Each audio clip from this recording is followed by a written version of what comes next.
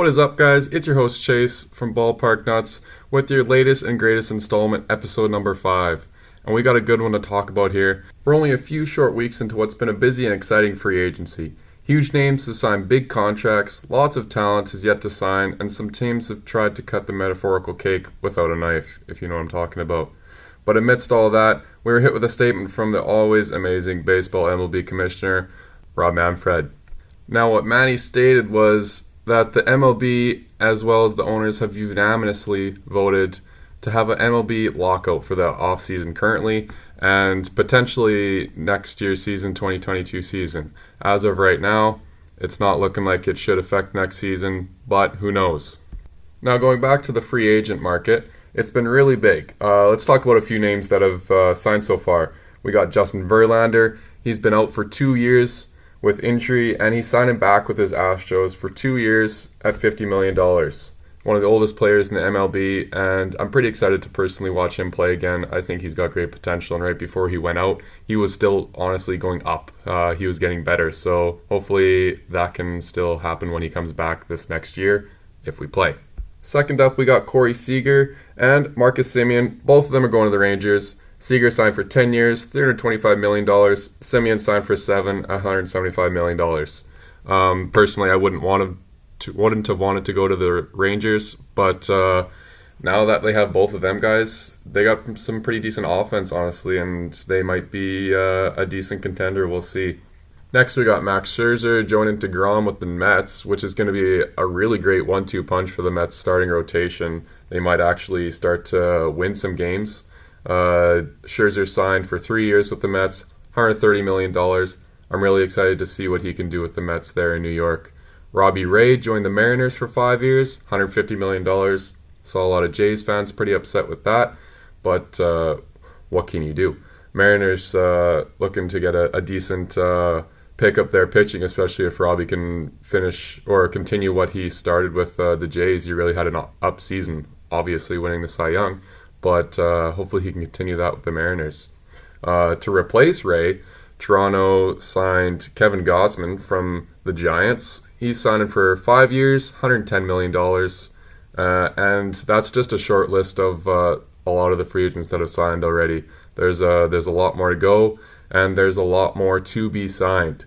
Now, with that being said, the lockout restricts the players right now that haven't been signed from signing until a new bargaining collective agreement is reached. So until then, all our free agents are yet to be signed, and we'll just kind of hang out until we reach a new agreement. There's some really big free agents still signed this year. Carlos Correa, Freddie Freeman. Freeman will probably go back to Atlanta, I would assume. Kershaw, Anthony Rizzo, so many more. Lots of big talent still in the free agent market, and I can't wait to see where they go. Other than Carlos Correa, as long as he's not going to the Yankees, I'll be happy. So to get back to the point of this whole podcast, we're in a lockout for right now and hopefully for not too much longer. The lockout is coming from the MLB and the MLBPA, which is the Players Association for the MLB. They can't come to an agreement on a new collective bargaining agreement. Currently, the lockdown isn't affecting next year's season. Both parties seem to figure that they should be able to come to some sort of terms before the season starts, and it shouldn't affect us starting the 2022 season when we should. Now, looking at the statement from both parties, the MLB's statement on the lockout and the Players Association statement on the lockout, both parties seem to be blaming the other one for the reason or the cause of the lockout. Both their statements were very specific that the other one was the cause and not themselves. The MLB says that the Players Association vision of the MLB would make the league not as competitive, as well as they've been unwilling to move and compromise on any solutions that the MLB brings forwards. Currently, there's no cap or base on a contract length for a player or a dollar amount for a player, so they can have as long or as short a contract, as well as high a dollar amount and as low a dollar amount for a contract for said player. As per Manfred's statement, he said that the MLB and the owners tried to compromise with the Players Association and offered to introduce a universal DH, which we saw last year with the COVID season. They tried to offer a switch to a lottery draft system, similar to like what the NBA does, as well as they tried to they offered to increase the competitive balance tax. Now, later on in the statement, Manfred says that instead of accepting what their offers were, the Players Association actually wanted to reduce the amount of years a player can play with a certain team. They wanted to weaken or lessen the competitive balance tax, as well as make cuts to the revenue sharing system.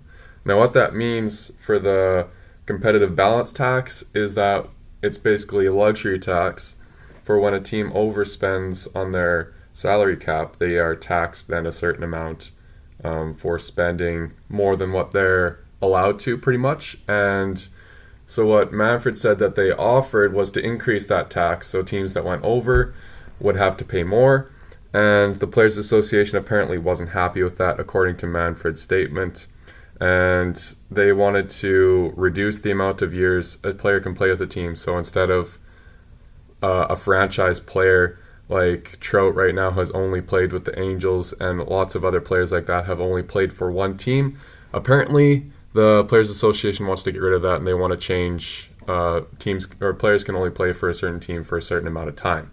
How long that time is unstated, so I'm not too sure about that, but that is what Manfred said the Players Association wants. Now, for the reasons that the MLB offered, the lottery system, universal DH, and increasing the competitive balancing tax is for as follows. The lottery draft, I would assume, would be introduced to try and eliminate teams from potentially tanking to get the first round draft pick so that they can rebuild at a faster rate. The universal DH, what I can assume would be to make sure that DH only players like a Nelson Cruz would be able to have a deeper market or wider market, trying to find teams from both leagues instead of just one, as well as increasing the competitive balance tax so that teams that do overspend are more likely to not overspend because they're going to be taxed more for doing it, which makes teams that have deep pockets not quite as able to buy all the top players just because they have the money. What a lottery draft system does is it gives all the teams that are non-competitors for that season's playoffs, it gives them all an equal chance to get the first round draft picked. Whereas what we have right now in the MLB is it goes by last place to first place gets the order of the draft pick. So last place gets first, second last gets second, and so on and so on. So the lottery draft would take the teams that don't contend for the playoffs and they'll put them into a lottery system. So you have all the teams go into basically a hat, and there's 4 teams pulled, or that's what the NBA does.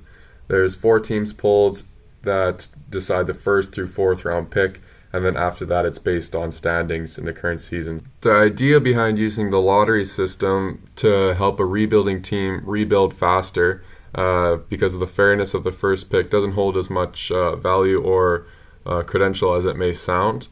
Just because it's a fair way to get the first round pick doesn't always mean that the first round pick is going to be your top producer.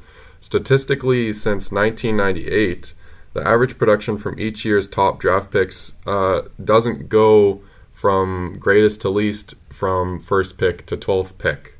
Using a player's current WAR, wins against replacement, for all the players since 1998, they found that the first overall draft pick had an average WAR of 14.7, and second overall draft pick had a WAR of around 12 since 1998 for every first round and second round draft pick each year.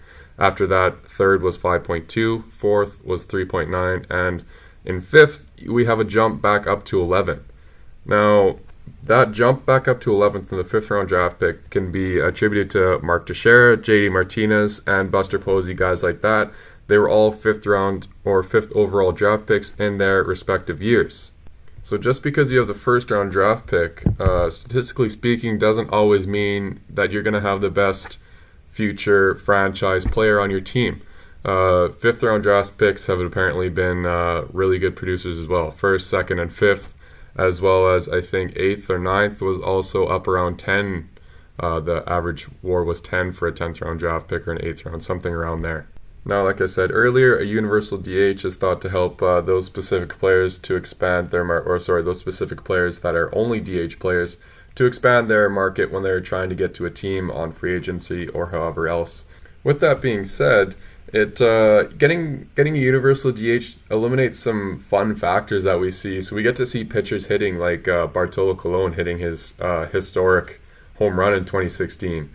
If we had a universal DH, we wouldn't get to see that. We wouldn't get to see DeGrom be the best offensive producer for his team this past year, best offensive and defensive player on the Mets this past year. We wouldn't get to see things like that if we had a universal DH.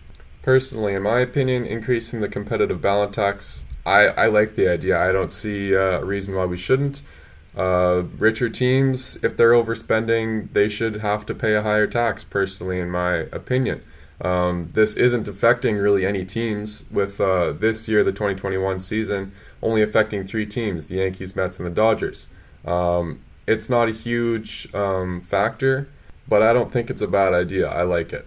To close off, Manfred finally said in the statement that he believes that both parties fundamentally share the same ideas, that being to better the game and the fans, and he believes that both parties can come to terms and get this under control and start our next season for the 2022 season on time. The Players Association, however, had a much shorter statement. They stated that it was a dramatic tactic solely put on by the owners to put pressure on the players to let go of good bargaining agreements and so that they can further the industry of baseball and not the actual sport. So the Players Association is saying that the MLB and the owners just want to look at it for more money. They're not looking at it for the players. They're not looking at it for the fans. They're just putting more pressure on the players and the Players Association to just come to terms so that they can make some more money. Me personally, I think I'm on the side of agreeing with the Players Association. Now, I have nothing to do with either party, but just based on what I see and what I hear, I think that the Players Association is telling more of the truth, and the MLB is kind of playing a victim role, saying that you made me do this, and we'll get to more of that in a little bit later, but MLB didn't post anything on their social medias. All they did was take their letter from the commissioner and they put it in their link tree on Instagram. They didn't do anything about to share that they had this information put out or the statement put out. They kind of basically wanted it to be out, but not really let anybody know that it was out, and I guess maybe hope nobody noticed that we were in a lockout or that the MLB was in a lockout. Players Association put it out on their Instagram. They're making their statement known, and yeah, the MLB really just kind of looks like they're trying to stay out of it, not involved, and answer no questions if any questions are asked.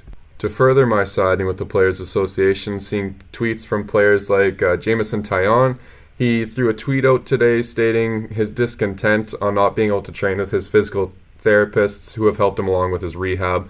He's coming off injury. He's trying to play again. He started playing this past year.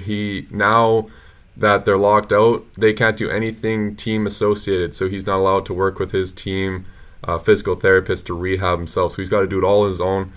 He was throwing out in a tweet that he was a little upset about that, and he kind of poked fun at it and saying, now that I'm the boss, I'm going to take my boot off and I'm just going to do things my own way.